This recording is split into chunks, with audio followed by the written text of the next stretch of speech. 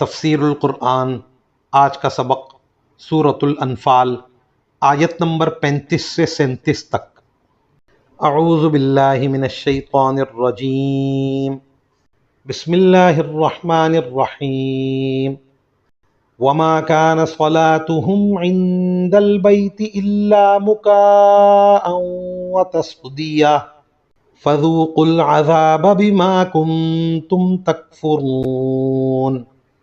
ان الذين كفروا ينفقون اموالهم ليصدوا عن سبيل الله فسينفقونها ثم تكون عليهم حسرة ثم يغلبون والذين كفروا إلى جهنم يحشرون ليميز الله الخبيث من الطيب ويجعل الخبيث بعضه على بعض فيركمه جميعا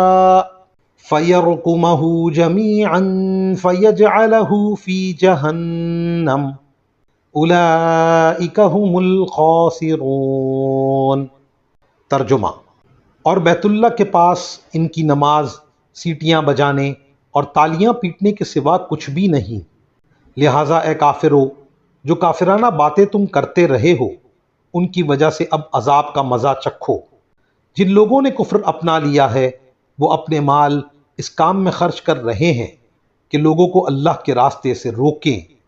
نتیجہ یہ ہوگا کہ یہ لوگ خرچ تو کریں گے مگر پھر یہ سب کچھ ان کے لیے حسرت کا سبب بن جائے گا اور آخر کار یہ مغلوب ہو جائیں گے، اور آخرت میں ان کافر لوگوں کو جہنم کی طرف اکٹھا کر کے لایا جائے گا تاکہ اللہ ناپاک لوگوں کو پاک لوگوں سے الگ کر دے اور ایک ناپاک کو دوسرے ناپاک پر رکھ کر سب کا ایک ڈھیر بنائے اور اس ڈھیر کو جہنم میں ڈال دے۔